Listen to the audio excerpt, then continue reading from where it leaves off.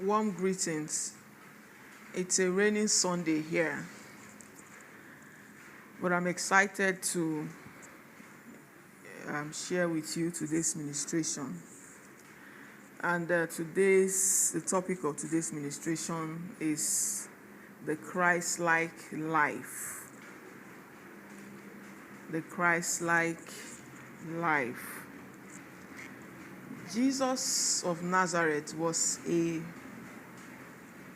personified expression of what the Christ consciousness is all about.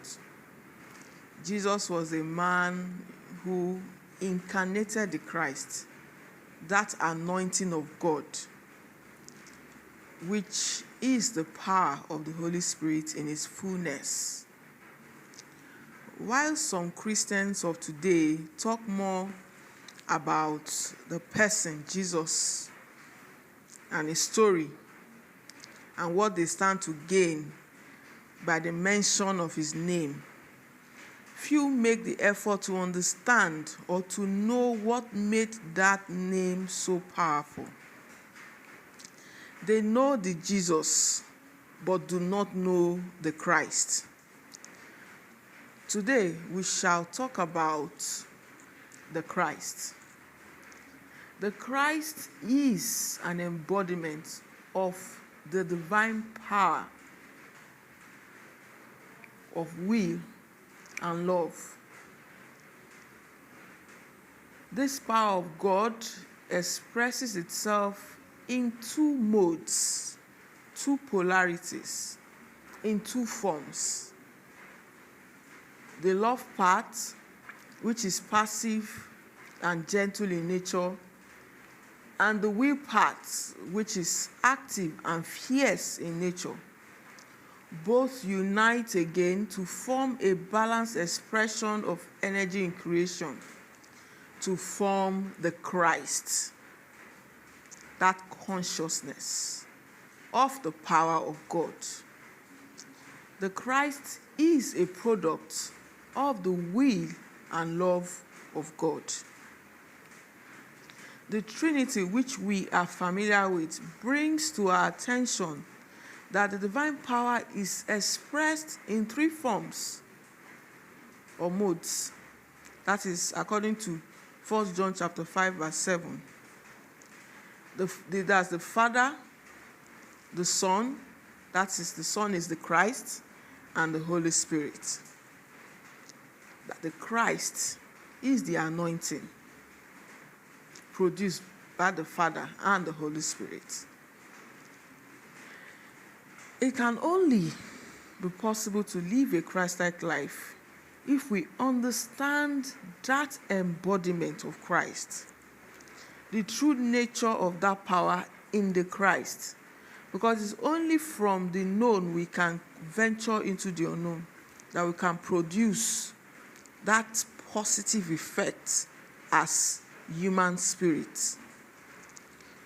There must be an understanding of the divine power of God before we can appreciate the blessing that it brings. We must first see for ourselves the life we are living right now and decide with the gift of the free will that we have to choose a better life free from iniquities. According to Joshua chapter 24, verse 15, we can only make the right choices if we have an understanding of the options before us. The will of God for us humans is to have abundant life. John chapter 10, verse 10. Let us reflect this a bit. If we are truly alive, Jesus Christ would not have said that it will give us more life. Just picture that.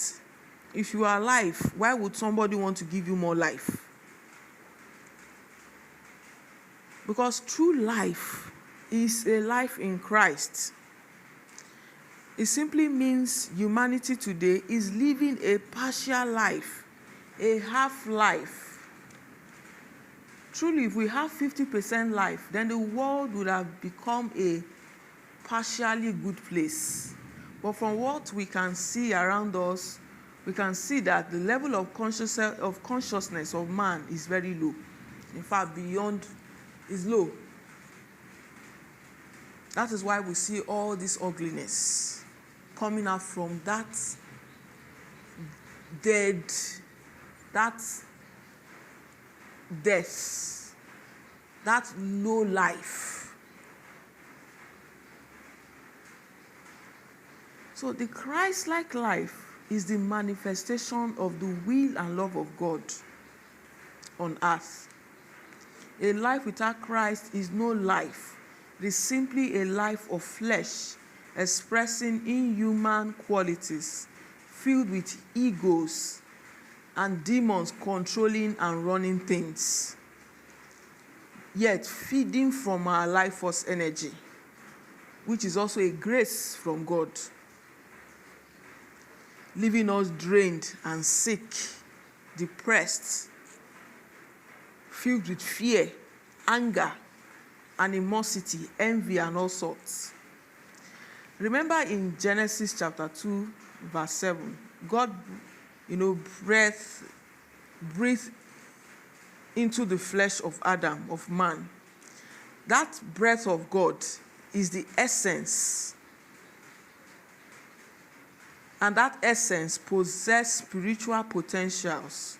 And that spiritual potential is the fruit of the Spirit in Galatians chapter 5, verse 22.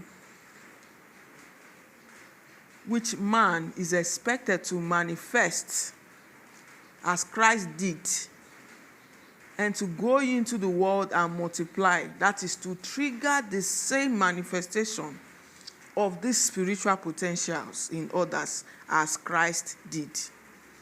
That breath, the essence of man, is a spirit which also possesses the quality of Christ, although it's latent in him. And that was why Christ came, to reawaken it. Because Jesus of Nazareth incarnated the Christ, that is why he was able to multiply same effect in others. He, as an embodiment of the divine love of God, reawakened the knowledge of the will of God and the power of love already in the essence of man, so that man can be fully conscious of it and reawaken same in others. Because you can only give what you know you have. If you don't know that you have a particular virtue, you cannot advise others, you cannot counsel others, you cannot reawaken same in others. Before we proceed, we must first understand the level of the soul of man. Since man is made of the spirit, soul, and body, the spirit remains pure, being a product of the breath of God. But the soul, which is a bridge or link for the spirit and the body, is where the challenge is, the condition of the soul. So we must first of all possess our souls. We must first of all possess this soul and cleanse that bridge, create that soul, create that bridge, a clean bridge for the spirit, to manifest that true potentials, to bring into our consciousness, for us to live that life of Christ. We must possess our souls with patience, according to Luke chapter 24, verse 19. You can only achieve this through patience. Patience is also a fruit of the Spirit. So we shall continue the second part of this ministration soon. May the holy longing for the light become a cleansing flame within your soul. Cleansing flame within your soul. May it burn. May that spark of light within you begin to burn. I fan it with love. I fan it with light.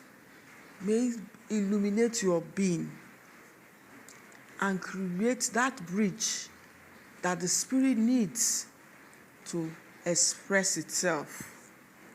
In Jesus' name, amen.